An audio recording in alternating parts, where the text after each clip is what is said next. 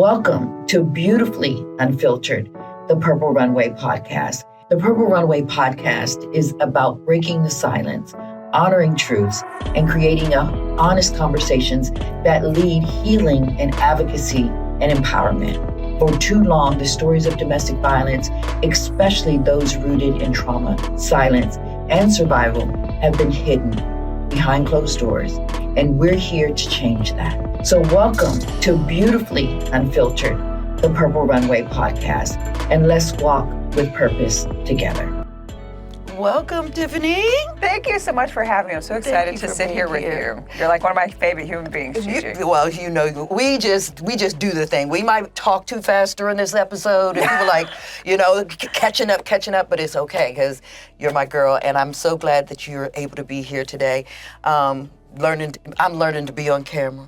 I'm learning to get that grow kind of energy that Tiffany gives out every single freaking day. And you do, and we've had that conversation where it's your energy in person is so great, it's meant for camera. And so it's interesting that you have an obstacle to overcome to actually get in front of the camera because you do so well when you do it. I don't know what it is. This is not about me, Missy. This is about you. Damn. Damn. So, Tiffany, I want to ask you one big question to start this and trying to give us a flow of where we're going to go today. When I met you, where we live, West in Culpeper, I was in an uncomfortable space. I don't know if I want to be here. I've been here a year, and then I said, no, I got to go out and meet people because the drive from where I was and all this. So just, getting used to new spaces. Mm-hmm. And so while we were in that room, I was like, okay, I didn't know what I was feeling, but I didn't feel a connection. Mm-hmm. And as soon as you walked into that room, you came in late because it was a networking event, and you walked into that room and the room just lit up. And you looked at me and we were like, girl, got you. Mm-hmm. Mm-hmm. And then as soon as we were able to network, I remember people came up to you and then they started asking me questions and we didn't get a real chance to talk. Right. But it wasn't until, I think we saw each other maybe a couple of times since then, I don't know. But it wasn't until you did the Airly event. I think it was the very first time. Yeah, where we both showed up in red. And we both showed up in red. Mm-hmm. And from there, I was like, this woman is a spark of excellence. She has that thing.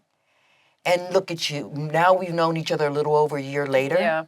So understanding that, I want to go back to find out, how did you become here from like your family life? Let's say, did your family shape you into this? Oh. Did,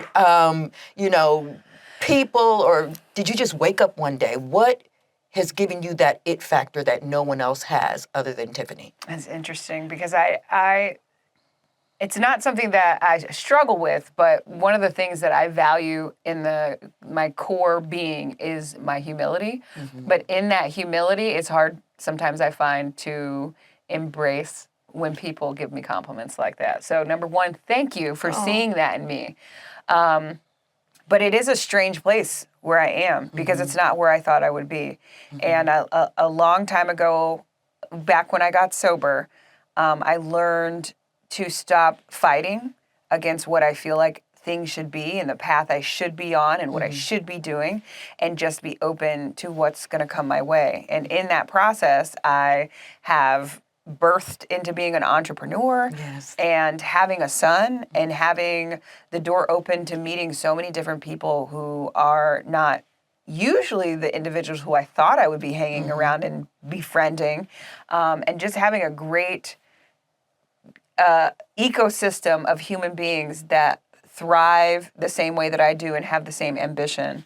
But if you want to talk about how I got to this space, absolutely,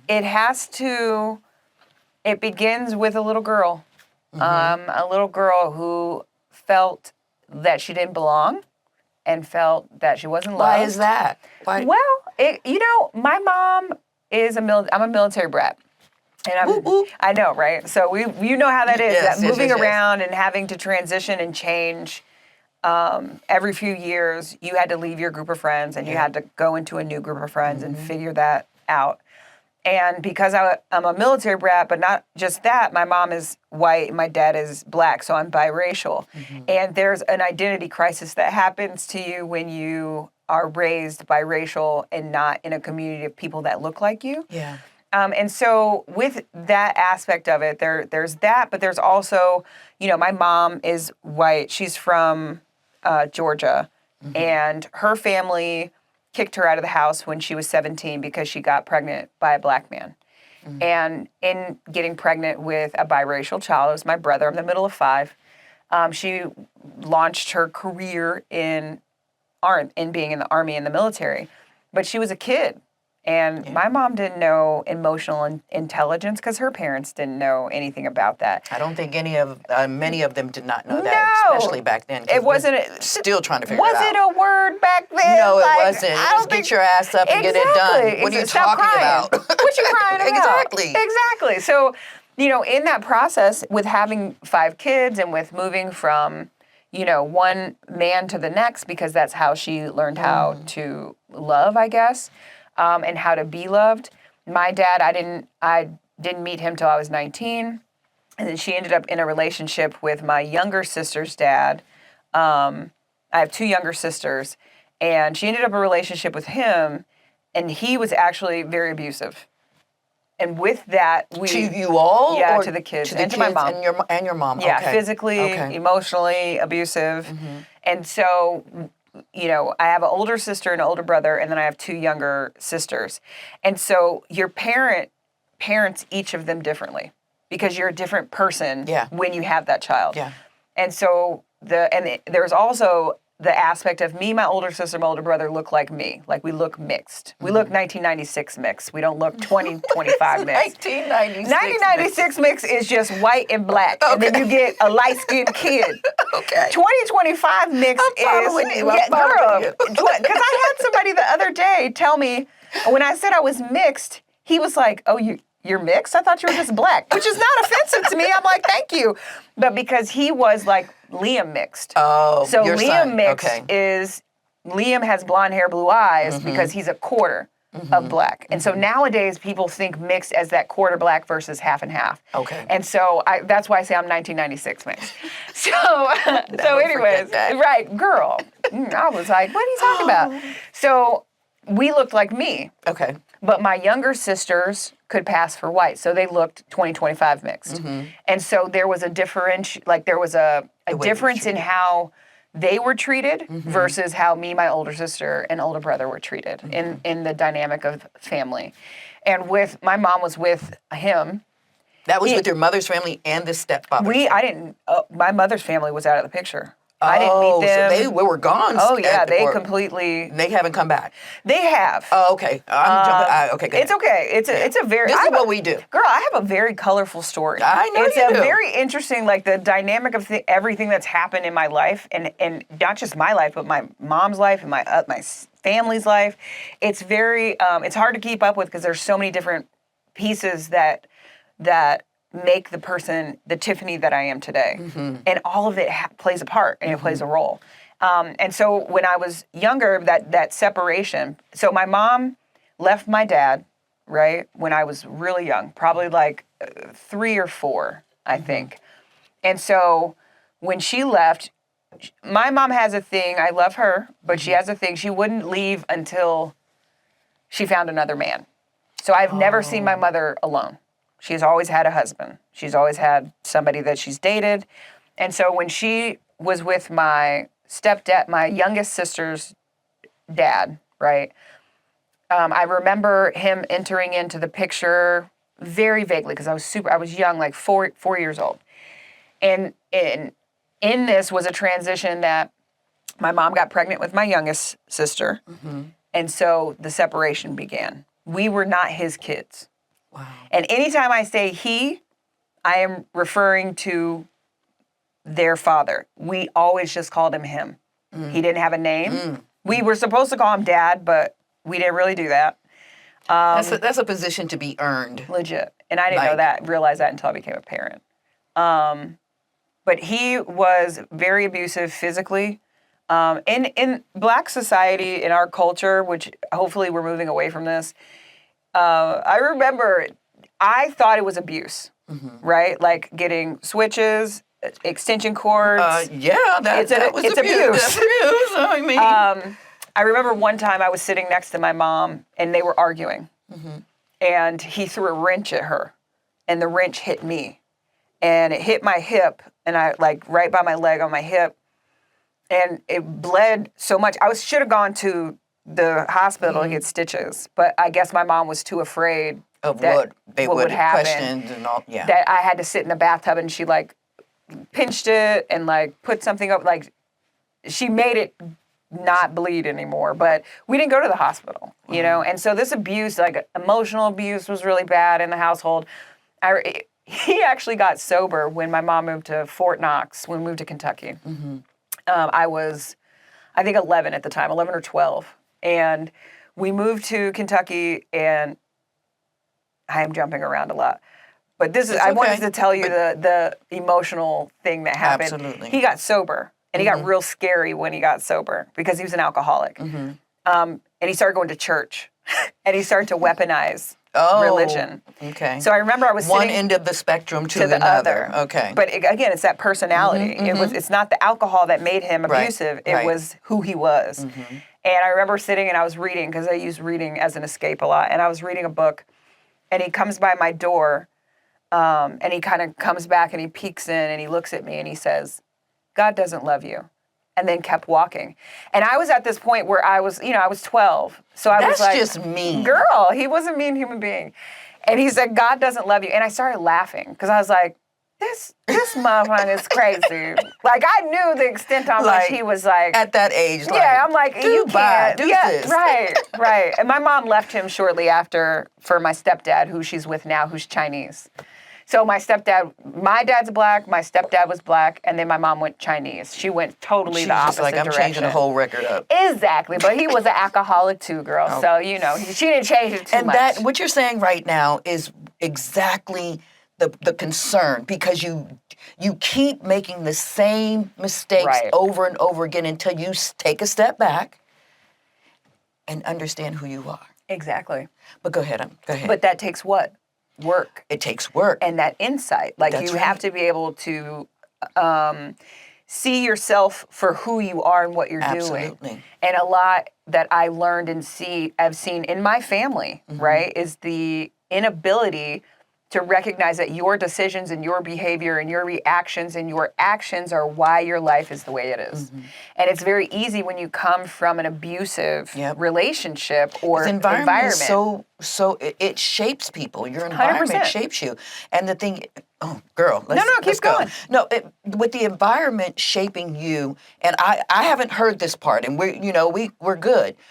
But knowing who Tiffany is now, it's just the beautiful circle of understanding that if we don't do it, no one's going to do it. 100%. Because I see it in my family. You saw it from 11. You saw it from 15 or what have you. And that is so important for you because it wasn't like it was easy. You slipped down that slippery slope. Oh, 100%. Right? And it's... And then on top of the environment, on top of not knowing, you still slipped into the slippery slope. Then you had to have the foresight to say, I got to pull myself out of this. Oh, but that didn't happen until years later, because it's absolutely interesting that you have, because when you're raised in an abusive household, your perception of things and how it affects you as an individual is different than the people who are living it with you. My older sister is only 2 years older than me, and we look a lot alike, but we literally went completely opposite directions on our behaviors and what we took from the abusive environment. And what I mean by that is, so my older sister went into the direction that my mom went, in the means of the abusive relationships. She got pregnant when she was 16 by a physically abusive boyfriend. My mom kicked her out of the house. She had the baby. It was turmoil, right? And so when I remember sitting on the TARC bus, TARC is the public transportation in Louisville, Kentucky, which is where I tell everybody I'm from, because when my mom retired, from Fort Knox, we moved to Louisville when I was 13. And so from 13 to 33 or 31, that's where I lived. And so I remember sitting on the bus, and my sister had already been kicked out of the house because she was just rowdy. You know, she's a teenager, whatever. And I think I was 13 at the time. And so 13 or 14, and she was 16, maybe about to be 17. I don't know. And we were sitting, and I remember her telling me she was pregnant. And I was devastated. Wow.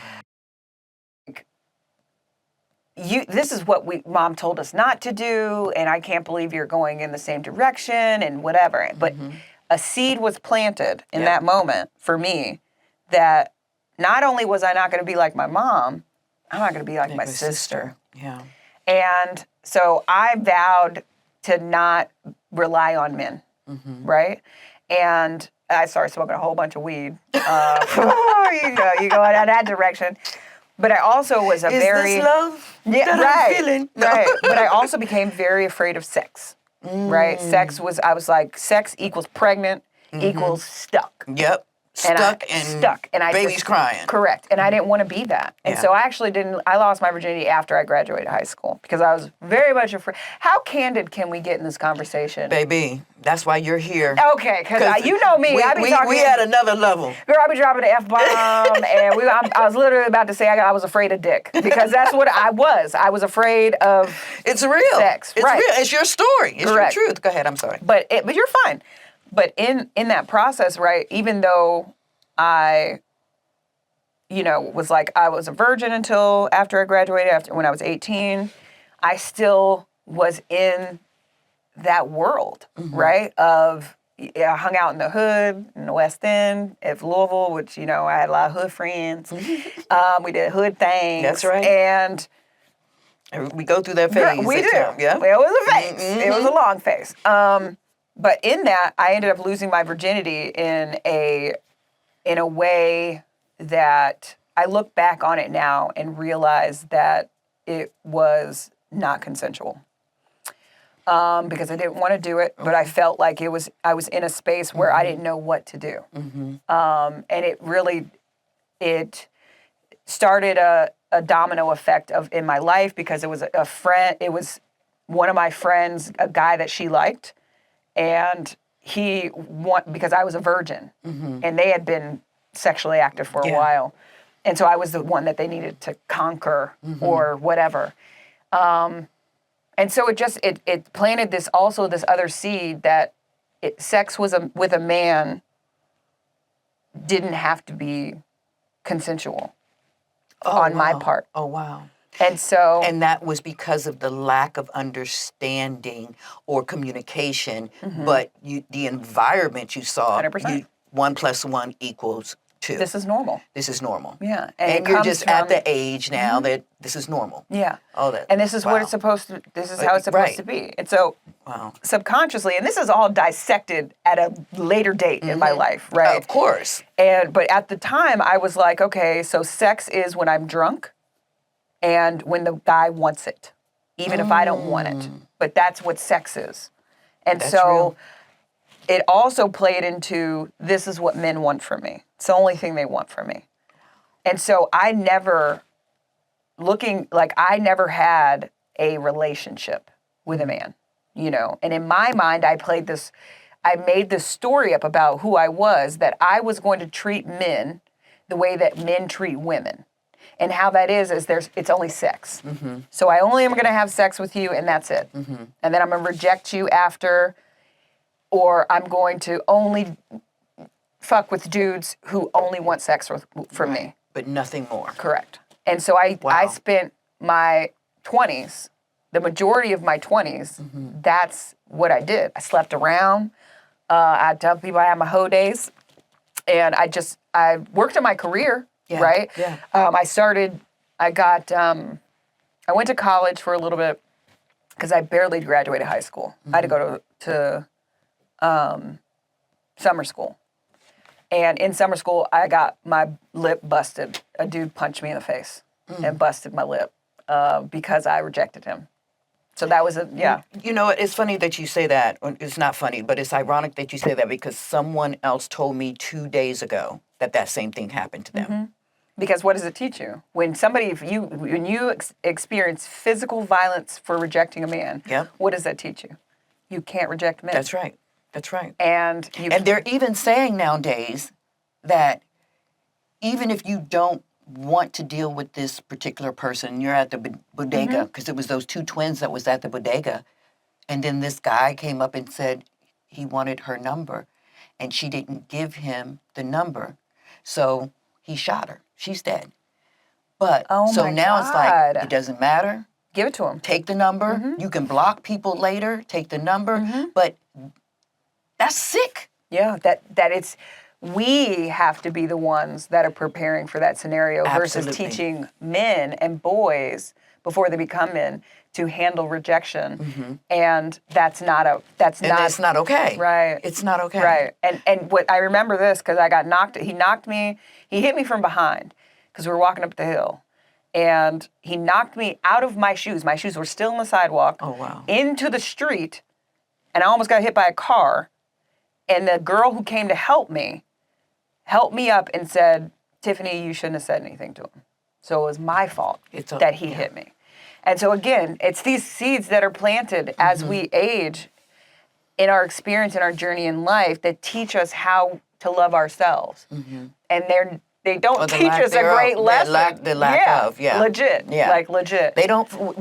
We're not able to focus on what that looks like and of that self-love and those boundaries and understanding that if environment is screwed up, whether it's at home or at school, we don't stand a chance. You know why? Because the people that understand the growth that we need and the people we should surround ourselves with and the lines that we draw, if we don't see it from someone else we don't even know, then the lesson takes longer and longer and longer, even if we get it. Right, because it has to be. We have to see it. You have to see it because when you see something, you realize it's possible. Absolutely. Right. Absolutely. So I mean, we grew up on Disney movies and princess movies and rom-coms that say this is how love is, and we're like, oh, it's a movie. It's fictional.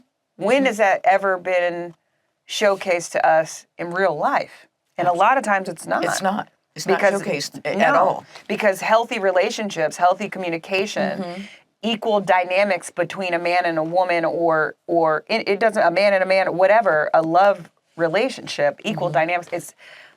A lot of us don't know how to do it, and it's because we're not taught how to do it because we don't see it at home. It's not the dynamic that we saw when we were growing up. And you don't even know to ask the questions like, you know what? This is what I'm experiencing. Is this what everyone else is experiencing?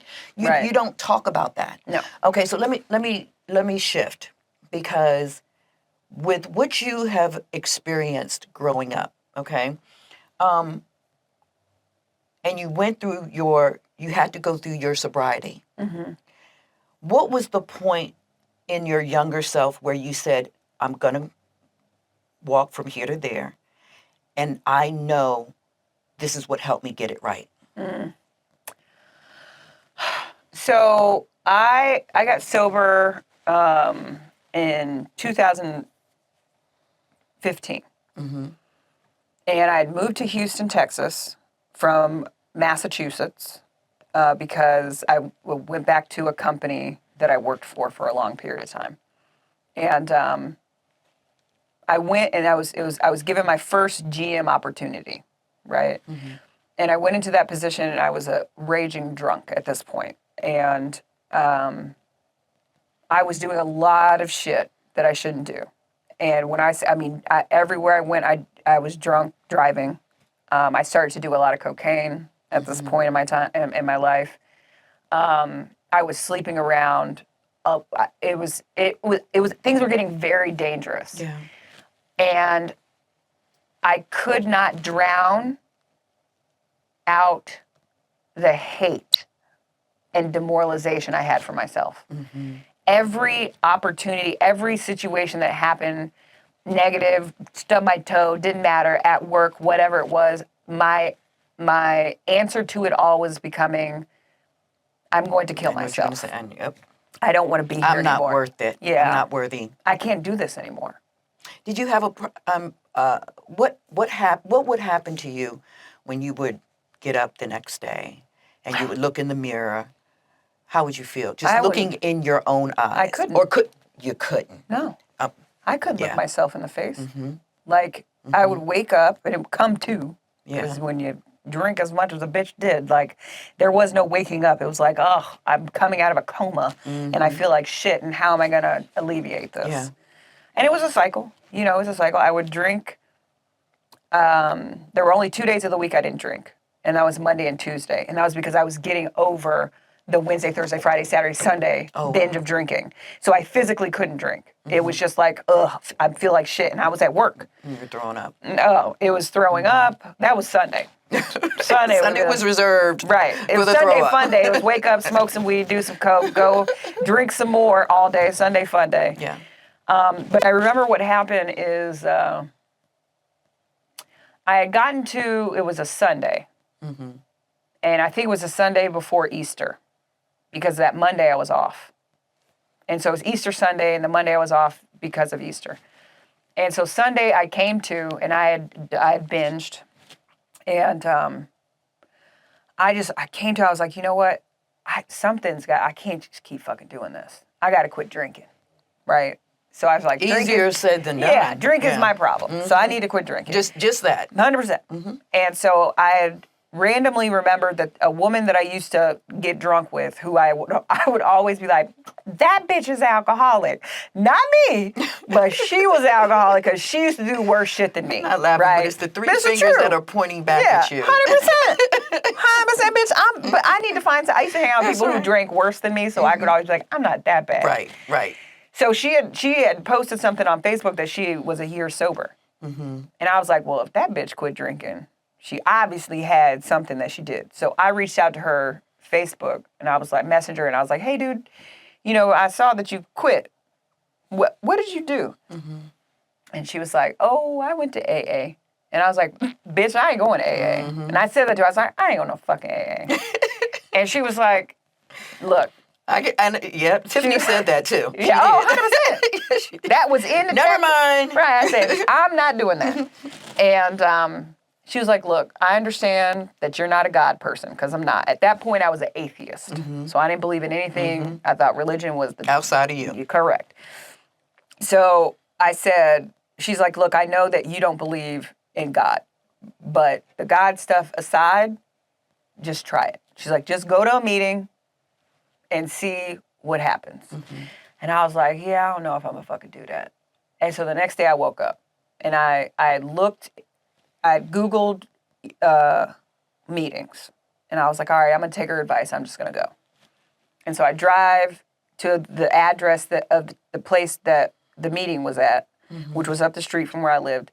And I pull in and I'm like, fuck, this is a fucking church. And I was like, I don't know this fucking church. And so I'm sitting outside in the church parking lot, and I'm like, just go in and see. And so I go and I see the door's open. And I walk by and I kind of glance like I'm not going in there. I'm just going to walk by to see who's in there. And I walk by, and it's just a room of old white people. And I was like, that's a fucking church meeting. This is not AA. They look like some normal white people in here, normal old ass white people in here doing a meeting. I was like, this is set up. I'm not going to no church meeting. So I go back in the car, and I'm sitting in the car. And I knew, as I'm sitting in the car, if I pulled away, things would never change. But I knew that if I went into that meeting, everything was going to change. And I sat there and I started to cry. You've been spoken to. And I started to cry. And I said, and I screamed at myself, top of my lungs. I screamed in my car. People, if you saw it, they probably thought I was crazy. And I was like, why is this so hard? And I felt, Tiffany, just go back in there. And I did. And so by the time I got to the room, it had started, and the door was shut, but there was like a little crack. And so I sat outside the door and on the floor, and I listened. And whoever was talking, it was the only young woman in there. But she started talking, and whatever, I don't remember what she was sharing.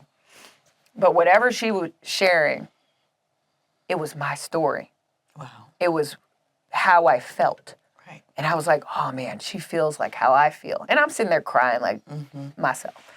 And at that moment, the other door had opened, and this older white woman walked in, and she just looked at me, and she said, do you need some help? And I just started bawling, and I was like, I've never done this before. I don't know what I'm doing. And she grabbed my hand. She's like, just come in. And as soon as I walked into that room, right? As soon as I walked into that room, Yep. I knew I was where I was supposed to be. Yep. And from that moment It was forward, an energy. legit. It was, yeah. I look back now because my story is different with my sobriety than a lot of people. Yeah. I have never wanted to drink after that. That first meeting. Never. It has never been a question. It has never been a struggle. And I've asked myself after, because everybody's it's a God moment, and I believe that. But I also believe that from that moment forward, I had a core belief planted inside of me that drinking will never be the answer to anything in my life ever again.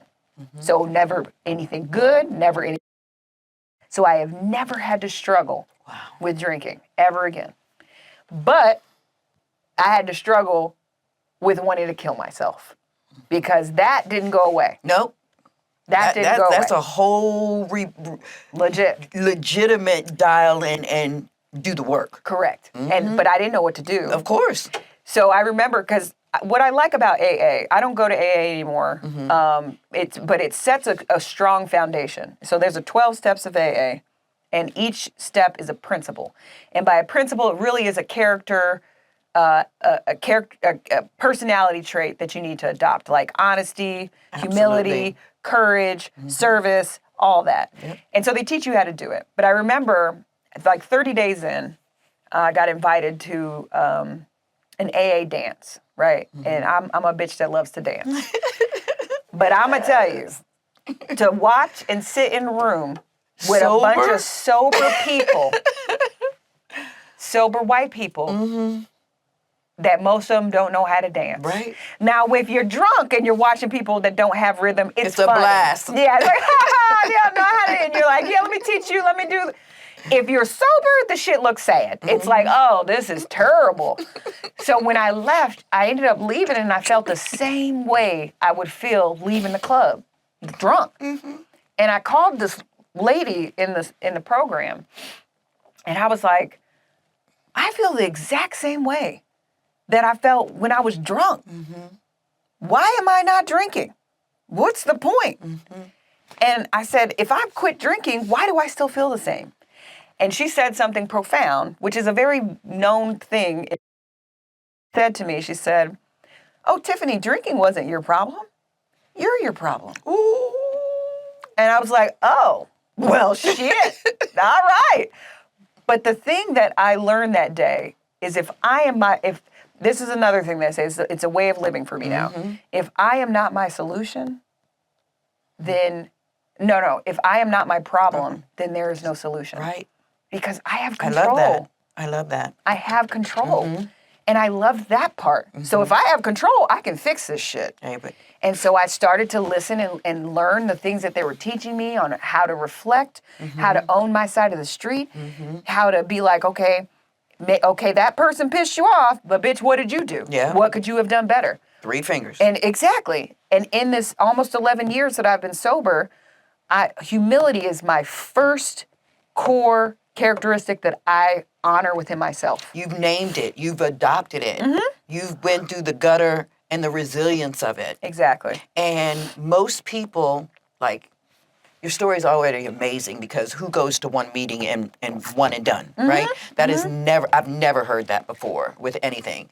But also the fact that most people are not as open to you for them to be humble. Because when that lady said, no, that wasn't the problem, you're the problem.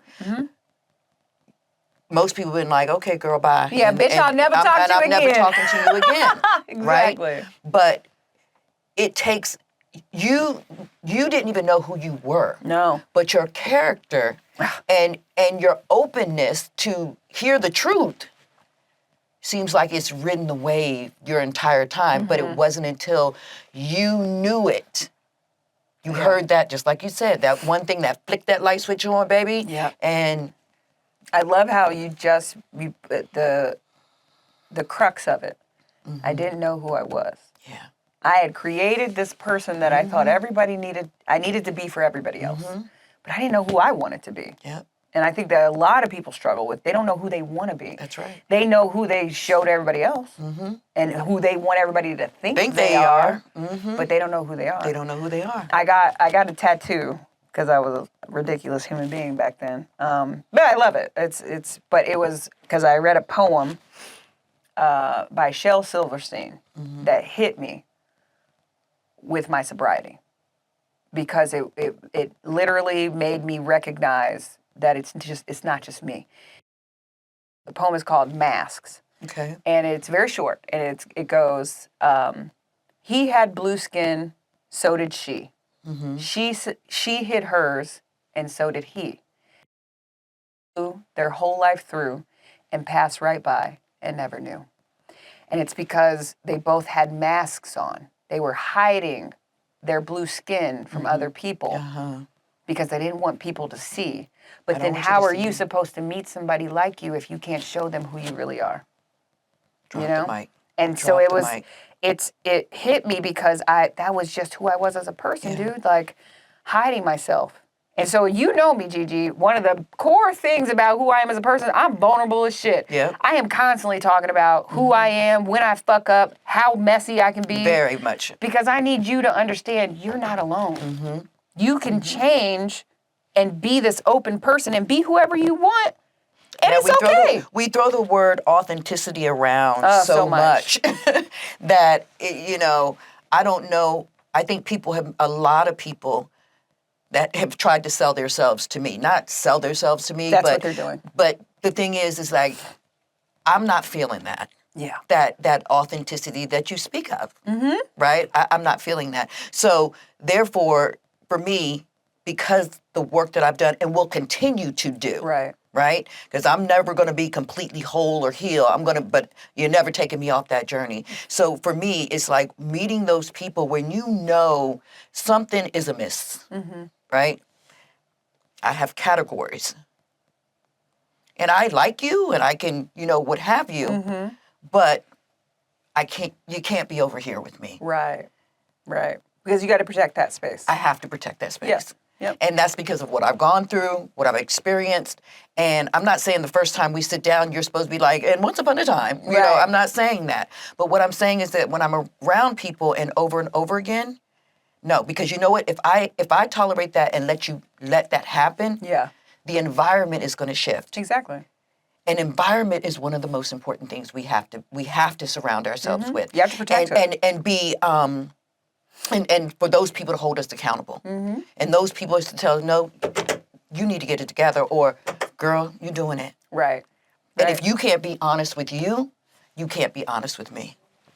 That's exactly it.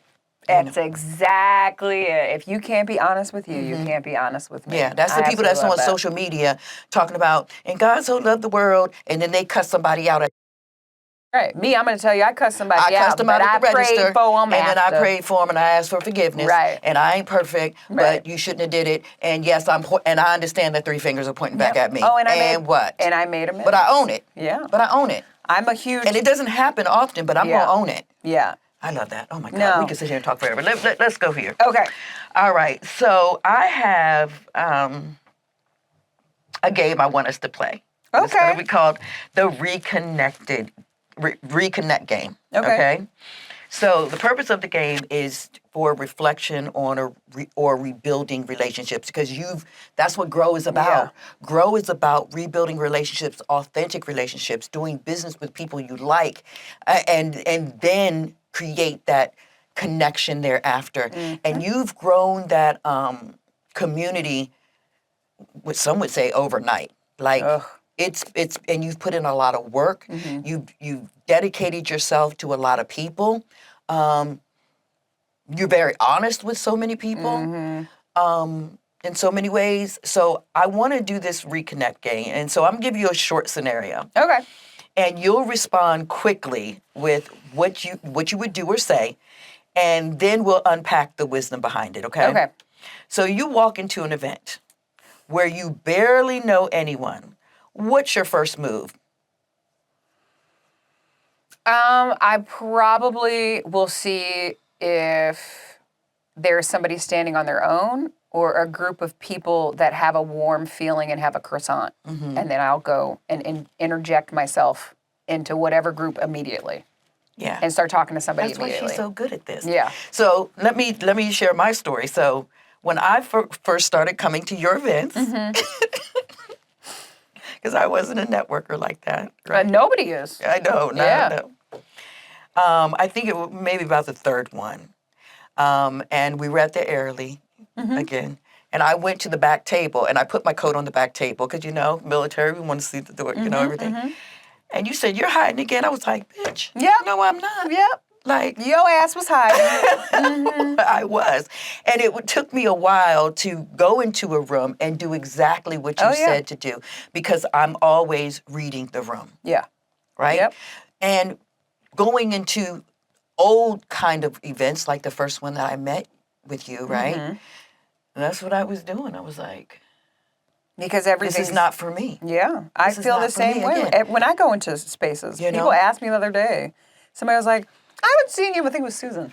She was like, "I haven't seen you in any networking events." And I was like, "Yeah, because I have my own." And it's very uncomfortable when I go into somebody else's space and they haven't taken enough effort to cultivate a safe and comfortable environment Absolutely. because it comes from the top. Absolutely. And I don't like being around cliquey people. Yep. I don't like being around a lot of fake people. I don't like to be around people who are constantly trying to take. Yep. And it's uncomfortable. And I will leave. And Yeah. I don't want to waste my time going in a space. I'll That's leave. why I found my space with Grow. Yeah. Yeah, Because thank all you. of those things felt icky. Yes. It was just the ickiness of it all. And it was like, I'm not a surface level person. No. I don't want to talk about, oh, you know what the weather did today? It rained and then the sun came out and, Yeah. girl, I'm not we're here for a reason. Yeah, I'm not a service dweller. No, I'm not either. I want to learn about you as a person. Absolutely. And then we can talk about the weather. You know what, girl? I Yeah. ran because my hair got wet. Right. We talking about the dumb stuff about the weather. Right. Because I know what dumb stuff I I'm know talking what about dumb with stuff. you. Exactly. Right. Okay, so the second question is, you meet someone who only remembers the old you. How do you reintroduce yourself and reintroduce your new self? Interesting. I really need to think about that because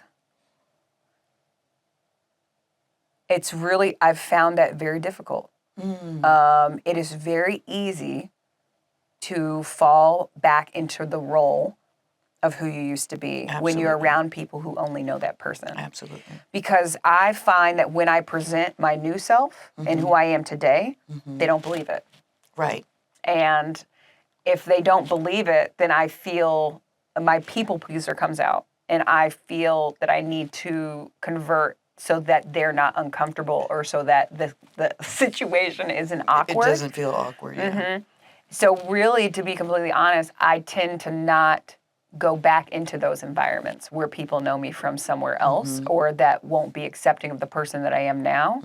But I have said in the past to people who they want to bring up, oh, you remember when you used to do that? I've found myself, I've said to them before, I don't live there anymore. I live here. Right. And so if you want to meet me here, we can be here and we can talk about this stuff. But I don't want to really hash that stuff up anymore because that's not who I am. That's not where I live. So, but it's a hard transition. Yeah. Because I don't want to make people feel uncomfortable. Right. I don't want to make them feel like they're being a dick. Right. Because sometimes they are being a dick by trying to make you relive that. Because again, when you brought that scenario up, I'm not thinking networking. Right. I'm not thinking because that's not your default, even though that's because this is everybody who knows me in this space knows me as this Tiffany. Absolutely. The people who don't know this Tiffany are the people who live in Louisville, Kentucky, that I've been friends with for years. And when I go back into that scenario, they don't know this me. But you know why? They can't transition because they still don't know them. Right. a They're lot of still times. there. They're They still don't- living in that space and they're that person because they haven't grown. They haven't looked at themselves. They're still playing the role of the person they were 20 years ago. And that is the thing. If I was talking to my sister the other day, and I said, the reason why I love where I am right now, because this community grows me. Yeah. And it grew me in ways that I didn't even know it was a problem. Like, I wasn't growing. Does that make sense? Yeah. Okay, so thinking about it, I was sharing this with her. It's like, they, even in places that they don't even know, what they do impacts me in a positive way. And I haven't grasped that part yet either.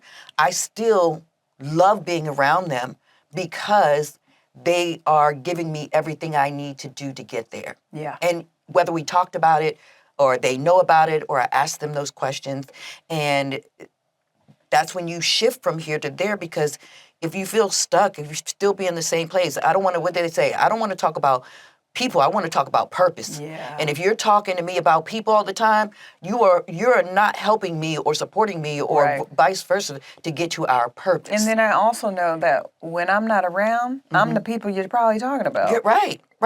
So it's like, what's the growth in that? Right. And no, I completely 100% agree with that. And somebody said it the other, I think it was Simon Sinek, who is my future husband. God, I wish I could date that man.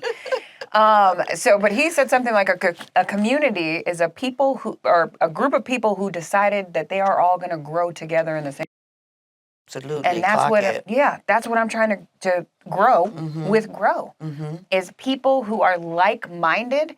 It has nothing to do with where you're from, what you've been through, what you do for a living, what you look like. Right. Nothing. It has to do with your character and who you are.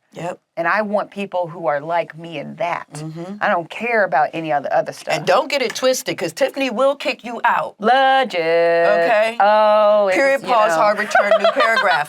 She will kick you out the group if you coming in there with an agenda. Yes. And the agenda doesn't match the climate. Yeah. Baby. You're gone. You're gone. You're gone. And I'll do it in a kind but you gotta go. Yeah. Because my job, and I take it very seriously, is to protect the community of people who expect me and have an expectation. I have a responsibility to them. Absolutely. To make sure that the people that we are bringing in are people who are good for the whole and the collective. Not just for some.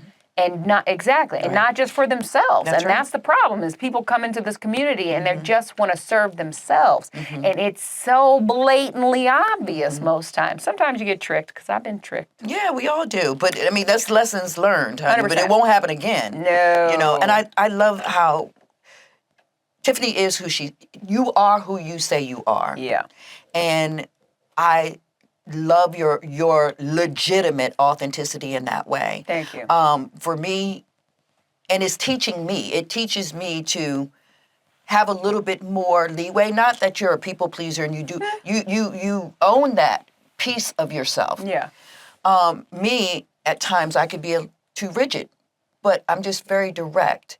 And I love people so much, but there's still a line. Yes. And you're teaching me how to walk up to it, walk up as a batter, hit, and understand to even more so walk away. Yeah. Because it's just, because I can get upset, I get angry, that's something that I have to control in me. I may not please people, but I can pop off. Yes. And that is equally as bad as anything else. But I've grown so much from that. So when it happens, I'm going to own it. Yeah. Because it's number one, it's the humility, but it's also the grace. Yeah. I used to struggle being very reactive to people's behavior towards me. So the minute that you showed any type of rejection of who I was or what I've done or stepped on my toes in any kind of way or hurt me, I want to do the same thing. Right. I want to hurt you back. I want to show you that you're a piece of shit. I'm not the piece of shit. You're the piece of shit. And then what happens is there is a complete domino effect of reactions that always ends up being even more More hurt, harmful yeah. and hurtful at the Yeah. end of it. Yeah. And I learned that in the wreckage that was my life after I got sober, is that I now, one of the things I've learned how to do in this process, which is a huge part of who I am, and that is the foundation of humility, is amends. Right? So if I fuck you over, Gigi, if I do anything that hurts your feelings or steps on your toes, or I think, I'm like, fuck, that don't feel good. Yep, doesn't feel I good. have to make amends with you. It does not matter if you were right or wrong, or if I like you, or if I want you to be in my life. I have to make amends with you because it's what I need to do. And that helps you let For it me, go. 100%. Yep. It helps me let it go. Yep. And so I hate making amends. I hate it. Feels like shit. It's like eating glass every single time. And it's because I have to admit that I was wrong and I could have done better. Yeah. And it's hard to do. Yep. And the hardest part is being okay before I do it with how you're going to react. Because that's hard. Yep. Because you have they could still say, you know, bitch, fuck you. Thank you for calling me, but I don't care, bitch, fuck you. That's most people's reaction. And the thing is, you're right. You have to own that. You have to own that and let it go before it happens. But either way, when it's all said and done, okay, you're right. I'm good. Yeah. I'm because good. it's not about you. Yeah. It's Yeah. about me. Yeah. And I did not behave in a way that was up to standard of who I want to be. And Where I need you're you going, to, not where you're coming from. Yeah. And I need Yeah. you to understand, and I need you to know that. And part of it is it's not forgiveness. I'm never seeking forgiveness, even though it's a perk, right? If you forgive me and we are cool moving forward, I need to know that I did what was right based on the person that I say that I am. And if I can't always live up to that because I'm a human and I am fallible, 100%. I fuck up a lot all the time, right? But it's not about making mistakes. Human part. The part that makes me the human I want to be is being able to admit that mistake, tell you that I am sorry for that mistake, and that I'm going to try in the future not to make that mistake again. Absolutely. That is the cycle that makes me who I am. Yeah. And a lot of people think, not a lot, I can't say that. There have been plenty of people who don't believe that when I do it. Oh, yeah, because how often do you see that? You don't. How often do you experience that? Because it's they a dime a dozen, like and they say. they also think that you want something from them. Right. I don't want anything from you. You Right. don't have to forgive me. I've had to tell people. I don't need you to forgive me. I'm not doing this for you. Right. I'm doing this for me. I'm doing it for me, honey. It's all about me. So you can kick rocks. Right. I am not a nice person, dude. I'm a kind person. I'm not nice. Bingo. Yeah. We didn't drop 3 mics. Check that one. Okay. I am not nice. I'm very kind. Very I am kind. not nice. Okay. So as we get ready to close out, every time I close out, I like for people to feel you once they leave. They've listened to us. You talk. I want them to feel you. And so in the description, I'm going to put a song. So I want to know what song that you absolutely love. So when people finish seeing this, they can click that. And every time they hear that song, they can think about Tiffany and who she is. Okay. I don't remember who the person is singing it. But the name of the song is called "It's a Beautiful Life." Okay. And the chorus goes, "It's a beautiful life," and then the last part of the sentence, because she lets there be a pause, is "if you let it be." And the reason it's so powerful for me is because it's not just saying that this life is beautiful. It means that you have control over if you're allowing it to be beautiful for you. And there's a lot of power in that for me because there's a lot of choice that we get in an environment or a society or a culture or a world where we don't have a lot of choice. We still have a lot in a place where we don't have any. Right. You know? And so I want people to understand that where we are in our lives has a lot to do with our choices and who we choose to be every single minute of every single day. So before I close out, I want you to take a look at the camera. And I want you to talk to people and let them know the journey that you have overcome, right? I want you to let them know if they're in a place like that, what is your advice to give to them to find themselves? My advice to anyone, anywhere struggling with who they are or what their life looks like at the moment that they're in is that you are allowed to change.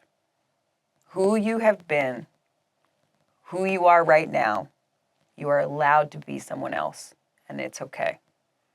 It just takes work, and it takes admitting that you have made those mistakes in the past, but choosing to be somebody moving forward.